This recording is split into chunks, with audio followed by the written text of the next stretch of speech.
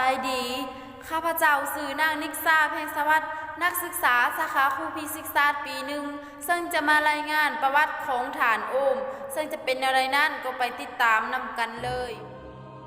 โอมเป็นหัวหน่วยของความต้านทานไฟฟ้าซึ่งสัญลักษณ์ด้วยฐานเป็นผู้ค้นพบความสัมพันธ์ระหว่างความต้านทานไฟฟ้าและเป็นผู้ค้นคิดคำนวณหาความต้านของเส้นลวดนำไฟฟ้าโอมเกิดเมื่อวันที่16 มีนาปีคศ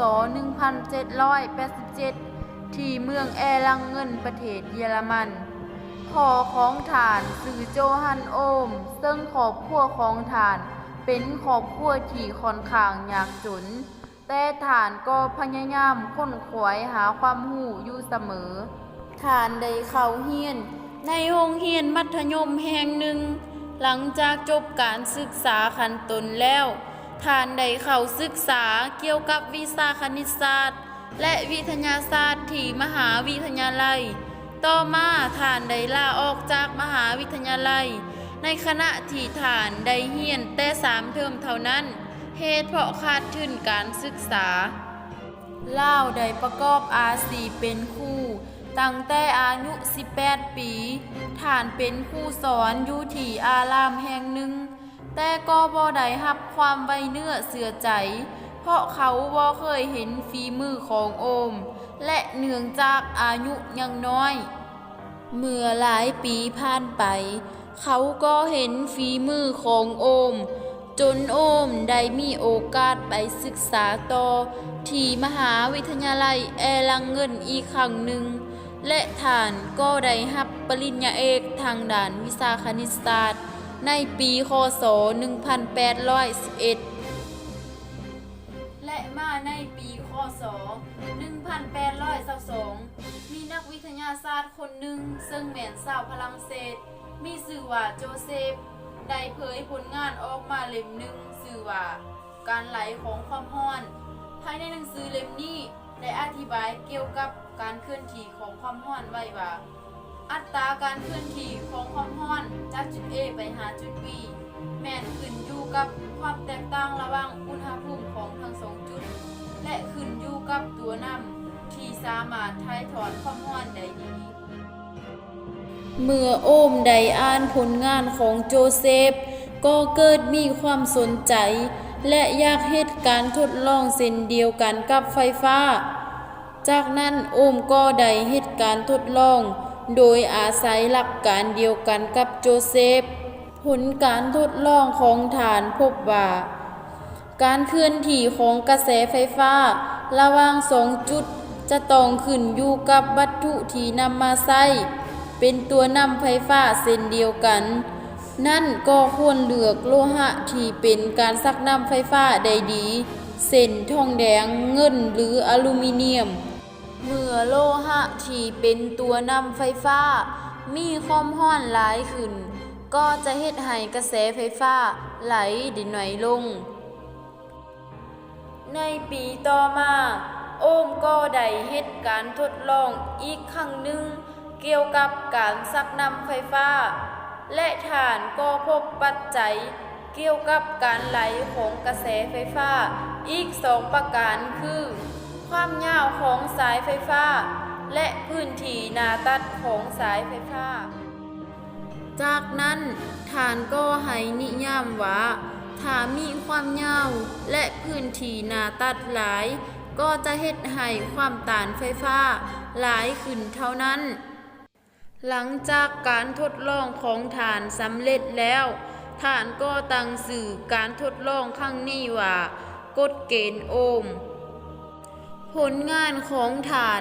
ได้รับการเผยแพร่เมื่อปีคศ1827แต่ปรากฏว่าแทนที่ผลงานของเขาจะได้รับการยกย่องแต่ก็ถูกต่อต้านจากชาวเยอรมันเนื่องจากความบ่รู้บ่เข้าใจและเฮ็ดให้ฐานโอมมีความลำบากหลายเพราะรัฐมนตรีเยอรมันได้พิจารณาว่าเขามีความรู้ขั้นปริญญาเอก แต่ก็ผลิตผลงานที่บ่มีประโยชน์แก่การศึกษาทางด่านวิทยาศาสตร์และคณิตศาสตร์ในระดับมหาวิทยาลัยนับได้ว่าเขาเป็นนักวิทยาศาสตร์ที่โชคร้ายที่สุดในศตวรรษที่ 18 ในระหว่างปีคศ 1835 โอมได้รับเชิญไปเดือนตำแหน่งที่สูงกว่าเก่าที่มหาวิทยาลัยแอลังเงินแต่ฐานก็บ่คิดจะหวนกลับไปเพราะทนในความอับอายของตนบ่ได้มาในปีคศ 1849 โอมได้รับการแต่งตั้งให้เลื่อนตำแหน่งเป็นศาสตราจารย์ในสาขาวิชาฟิสิกส์ศาสตร์ที่มหาวิทยาลัยมิวนิกและโอมก็ได้เฮ็ดเวียกทางด่านการสอนการค้นคว้าและพิมพ์ผลงานออกเผยแพร่อยู่เสมอผลงานอีกอันหนึ่งของฐานก็คือการควบคุมเสียงในอาคารให้สามารถพังได้ชัดเจนและเรื่องเกี่ยวกับเครื่องดนตรี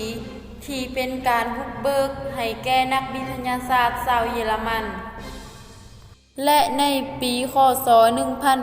1853 ฐานได้ค้นคว้าเกี่ยวกับเรื่องแสงที่เกิดแถบโลกเอิ้นว่าแสงเหนือและแสงใต้แต่โอมก็พบความโศกร้ายเช่นเคยเพราะบ่เคยฮู้มาก่อนว่าผลงานชิ้นนี้มีนักวิทยาศาสตร์ชาวนอร์เวย์ชื่อคริสเตียนเป็นผู้ค้นพบมาก่อนถึงแม้นว่าโอมจะบ่ได้รับการยกย่องในบ้านเกิดเมืองนอนของตนแต่ฐานก็ได้รับการยกย่องจากประเทศเพื่อนบ้านเช่นฝรั่งเศสและอังกฤษปีคศ 1841 ในฐานะที่เขาเป็นคนทำอิฐที่ค้นพบกฎเกณฑ์ซึ่งมีความหมายอันยิ่งใหญ่ต่อวิชาไฟฟ้าเกษตรและในปี 1842 โอมได้รับเกียรติยศอันยิ่งใหญ่อีกครั้งหนึ่งเพราะสมาคมแห่งลอนดอนได้เฮ็ดให้โอมเป็นสมาชิกชาวต่างประเทศที่มีความสามารถโดดเด่นที่สุดหลังจากนั้นโอมก็ได้เฮ็ดเวียกอยู่มหาวิทยาลัยมิวนิกแต่ปีคศ 1849 หาปี 1854 โอมได้สอนวิชาฟิสิกส์และการทดลองการค้นคว้าอย่างหนักจนบ่มีเวลาพักผ่อน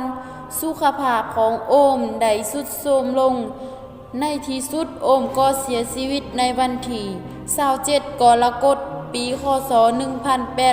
1854 ด้วยอายุ